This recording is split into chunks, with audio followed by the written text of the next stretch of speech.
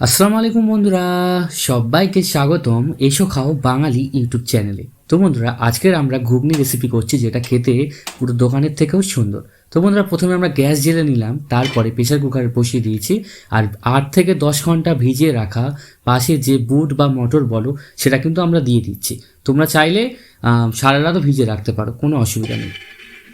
তারপরে বন্ধুরা, আমরা এখানে জল দিয়ে দিচ্ছি পরিমাণ মতো। জল দেওয়ার পরে আমাদের কিন্তু এখানে নুন দিতে হবে বা লবণ দিতে হবে। তো সেখানে আমরা স্বাদ মতো লবণ কিন্তু আমরা অ্যাড করে দিচ্ছি, তোমরা দেখতে পাচ্ছ। 1 থেকে 2 চামচ দিলেই হয়ে যাবে। আমরা 250 গ্রাম মটর নিয়েছিলাম।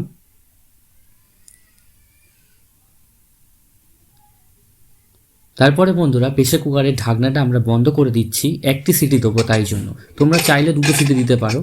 তো যাই হোক বন্ধুরা, আমাদের সিটি ওঠা পর্যন্ত অপেক্ষা করলাম।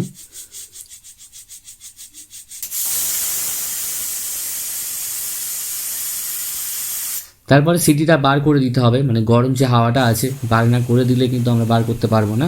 তারপরে আমরা প্রেসার কুকারের ঢাকনাটা খুলে মটরটা আমরা ঢেলে নেব।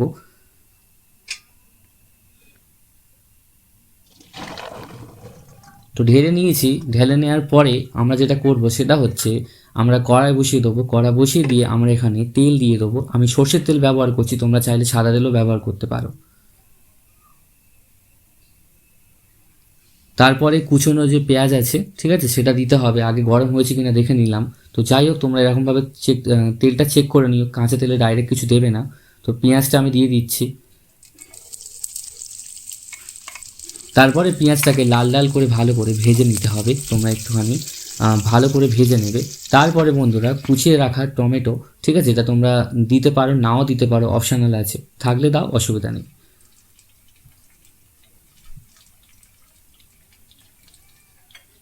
তারপরে ভালো করে নেড়ে নিতে হবে যাতে তলা ধরে না যায়। আর পেঁয়াজের কালারটা একটু ব্রাউন হয়ে আসলে তখনই আমাদেরকে আলু দিতে হবে। আমি কিউব করে কেটে রেখেছিলাম আলু, ঠিক আছে, তোমরা দেখতে পাচ্ছ। এই আলুটা কিন্তু আমি দিয়ে দিচ্ছি। তোমরা চাইলে আলুটাকে ছোট করেও নিতে পারো, কোনো অসুবিধা নেই। আমরা আলু বেশি খাই, তো সেক্ষেত্রে একটু আলু বেশি দিয়েছি। তোমরা চাইলে আলু কমও দিতে পারো, আলুটাকে স্কিপও করতে পারো।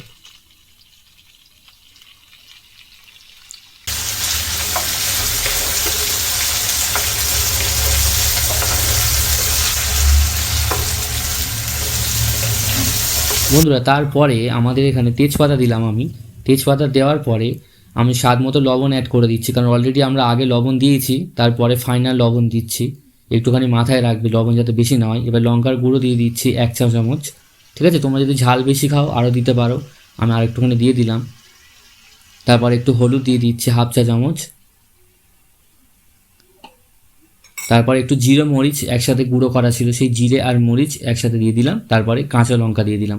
আমাদের লঙ্কাটা পাকা ছিল, গাছে ছিল, তাই গাছ থেকে ছিঁড়ে দিয়ে দিলাম। তো একটু ভালো করে নেড়ে নিতে হবে যাতে ধরে না যায় তলা, সেটা নজর রাখতে হবে। গ্যাসের ফ্লেমটা কিন্তু আস্তে দিয়ে দিতে পারো, ঠিক আছে, আমি তো আস্তে দিয়ে রেখে দিয়েছি। আর হ্যাঁ বন্ধুরা, যারা আমাদের চ্যানেলে নতুন তারা অবশ্যই চ্যানেলটাকে সাবস্ক্রাইব করে পাশে থাকুন, কারণ এটাই আমাদের প্রথম ভিডিও।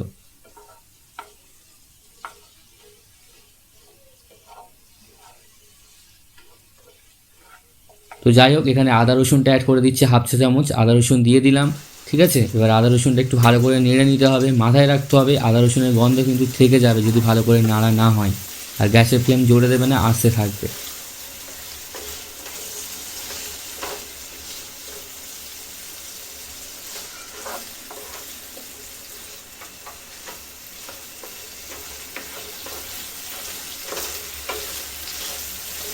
ভালো করে নেড়ে নিয়ে আমাদেরকে জল দিতে হবে, ঠিক আছে। আমি পরিমাণ মতো হালকা জল দিচ্ছি, ঠিক আছে, কারণ এই জলটা শুকনো হয়ে আসলে আমরা তারপরে মটর দিয়ে দেবো। এখানে একটু ঢাকনাটা দিয়ে দিলাম যাতে একটুখানি হালকা আলুটা সিদ্ধ হয়ে যায়, কারণ মটরটা অলরেডি আমরা একটা সিটি মেরে নিয়েছি, তোমরা হয়তো 2টো সিটি মেরে নিয়েছো। যাই হোক, তো এখান থেকে আমি খুললাম, তো দেখলাম এখানে মোটামুটি হালকা তেল ছেড়েছে। সেই সময় আমি কিন্তু এখানে মটরটা দিয়ে দিলাম। মটরটা দিয়ে দেওয়ার পরে ভালো করে কিন্তু আমাদের এখানে নাড়তে হবে যাতে মটরের গায়ে সমস্ত মশলা যেন লেগে যায়। তো যাই হোক, ভালো করে নাড়তে হবে আমাদেরকে। আর হ্যাঁ, গ্যাসের ফ্লেম কিন্তু জোরে দেবে না যাতে পুড়ে না যায়, কারণ পুড়ে গেলে সব কিছুই ভেস্তে যাবে। তো যাই হোক, একটু জল দিয়ে দিলাম আমি।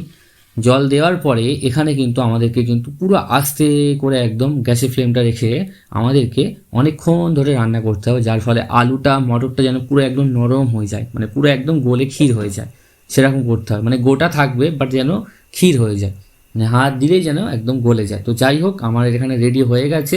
আমি তারপরে এখানে বন্ধুরা তোমরা দেখো, আমি কিছু যেহেতু এটা বাজারের মতো স্বাদ করতে হবে, ওরা বাজারে ময়দা দেয়, তো আমি যেহেতু ময়দা আর কর্নফ্লাওয়ার একটু মিক্সড করেছি, আমি এখানে একটু অ্যাড করে দিচ্ছি যাতে এই যে ঝোলটা আছে এটা অনেকটা ঘন বা থিক হবে, ঠিক আছে।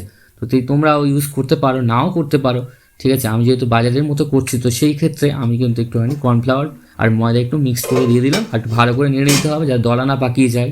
দলা পাকিয়ে গেলে কিন্তু এবার সর্বনাশ হয়ে যাবে। তো যাই হোক বন্ধুরা, এরকম ভালো করে নেড়ে নিতে হবে। তারপরে বন্ধুরা আমার এখানে গরম মশলা অ্যাড করতে পারবে, তো আমি গরম মশলা দিচ্ছি না, আমি ছোলা মশলা দিচ্ছি। তো তোমরা যে কোনো ব্র্যান্ডের ছোলা মশলা কিন্তু ব্যবহার করতে পারো, বা গরম মশলাও দিতে পারো, ঠিক আছে। তো দেওয়ার পর একটু ভালো করে নেড়ে নিতে হবে। নেওয়ার পরে তোমাদের দেখিয়ে দিই বন্ধুরা মটরটা সিদ্ধ হয়েছে কিনা। দেখো কি সুন্দর সিদ্ধ হয়েছে, একদম গলে দুভাগ হয়ে যাচ্ছে।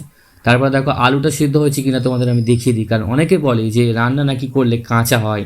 আমরা দেখো তোমাদের প্রপার রান্নাটা করেই কিন্তু দেখাচ্ছি। তো দেখো বন্ধুরা, এখানে আমি লবণ হয়েছে কিনা তাও আমি চেক করে নিচ্ছি, দেখো। আর তোমরা লবণটা অবশ্যই কিন্তু চেক করে নেবে, কারণ লবণ কম বেশি হতেই পারে, যদি তোমরা বেশি হয়ে যায় জল দিয়ে দিও, অসুবিধা নেই। তো যাই হোক, আমার এখানে সব কিছু পারফেক্ট আছে। তারপরে বন্ধুরা গার্নিশিংয়ের জন্য আমরা ধনেপাতা ছড়িয়ে দিলাম, আর দেওয়ার পরেই বন্ধুরা এখানে একদম হালকা একটা খুব সুন্দর অ্যারোমা আসছে। এরপরে কিন্তু আমরা সঙ্গে সঙ্গে কিন্তু একটা চাপা দিয়ে দেবো, আর গ্যাসের ফ্লেমটা কিন্তু আস্তে দিয়ে দেবো। তার কারণ বন্ধুরা, চাপা না দিলে ধনেপাতার যে সেন্টটা আছে সব বার হয়ে যাবে, এটা এর মধ্যে অ্যাড হবে না, হালকা চাপা দিতে হবে। এবার গ্যাসের ফ্লেমটা আমি কিন্তু অফ করে দিয়েছি। এবার তোমরা দেখতে পাচ্ছ কি সুন্দর ঘনও হয়ে এসছে, আর প্লাস টেক্সচারটা তোমরা দেখতে পাচ্ছ কত সুন্দর লাগছে। এরকমভাবেই কিন্তু বন্ধুরা ঘুগনি করতে হয়, যেটা বাজারের থেকেও সুন্দর। যদি আমার এই ভিডিওটি ভালো লেগে থাকে অবশ্যই লাইক, শেয়ার অ্যান্ড সাবস্ক্রাইব করে পাশে থাকো।